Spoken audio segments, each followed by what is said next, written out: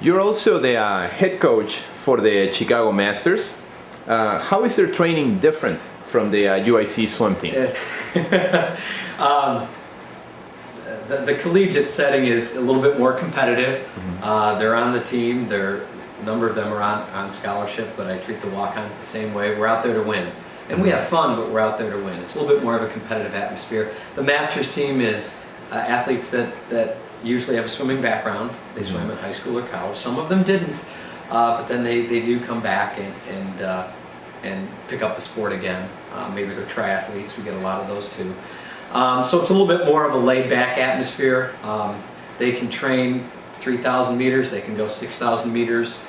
They can kind of do whatever they want. So it's a little bit more of a lax, fun atmosphere. Also, there's a little less flexibility. We're dealing with people 30, 40, 50 years old, not as flexible as they once were, so you do have to keep that in mind and coming up with stroke drills and things like that. They do tend to rely on the paddles and the fins a little bit more, but that's just a training tool that they use. So it is different. Sprinting, I found, is a little bit more challenging for the Masters athlete. What I call get up and go speed is a little bit harder to attain. A little bit easier for Masters athletes to get that steady pace for a middle distance type of set.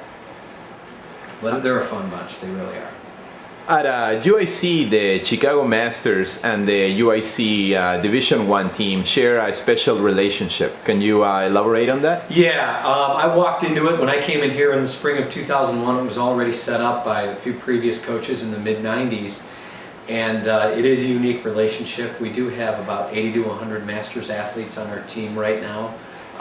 First of all, it offers a great camaraderie. We do train together from time to time. The college team and the Masters team will be in the same pool together, sometimes the same lanes, although not all the time. It's a great atmosphere. Sometimes you'll get a Masters swimmer, 40, 45 years old, who can keep up with a college kid during the workout, and it makes for a great competitive atmosphere in the water. In addition, outside of the water, they really have become kind of a fundraising mechanism for the UIC team, and that is a relationship that has been going on now for about 10 years, and we're just extremely lucky to have their support, and our athletic department is very grateful for the support that they lend, as are we. We are very grateful. What advice do you have for the high school swimmer that wants to swim in college? Another great question. In terms of the pure recruiting part of it, I would say be proactive. Get your name out there. The college coaches know the top club athletes, the top high school athletes in the state, in the region, in the country. But if you're not one of those top athletes, be proactive. Email the coaches. Put your bio out there. There's a number of websites in which we can access bios. Name, address, best times. Things like that.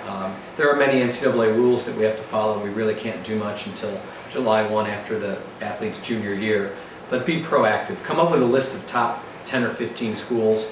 And it shouldn't be primarily, this is going to sound strange, it shouldn't be primarily based on the swimming team and how fast the team is. And that should be a facet of your decision, of the decision. But look at geography, look at you want to go far away from home, stay close to home. What do you want to major in? What do you want to study? You want to go to a big public school or small private school? Look at all those things and be proactive in the recruiting experience. Now, strictly talking about the swimming part, I would say the number one piece of advice is don't become too specific, too specialized early.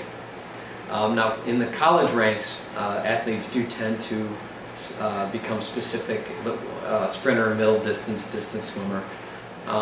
But when you're young, the young club athlete, high school athlete, should explore every event.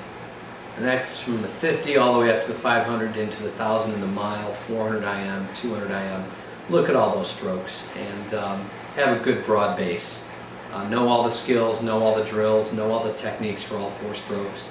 Drills for starts and turns, be technically sound as you can in the sport. And that is so important at every level, age group, high school, collegiate, masters.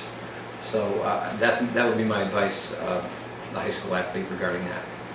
Now, finally, there are several adults out there that are thinking about joining a swim team, getting back in the pool. What do you say to them? It's never too late. We've got, like I said, 80 to 100 members of our masters team, and I get a lot of phone calls, a lot of emails, and by far the number one question is, I've been away from the pool for 10 years or 15 years, and I've put on a few pounds, and I'm afraid I'm going to be too slow, or I won't make the intervals, or I won't make the workout. And it really is never too late. It's a lifetime sport, and you can do it no matter how old you are. And within the 80 to 100 athletes, we have just about every range of athlete you can imagine. We have 25-year-olds right out of college who can still swim pretty well. We have 70-year-old retired Chicago firefighters on our team that have been doing the sport for 40 and 50 years and love to stay in the water. So believe me, wherever you are, wherever your level of ability is, we've got a spot for you. Coach, thank you very much for your time and good luck on the season. Thanks, Luis. It's been a pleasure. Thanks. Thank you.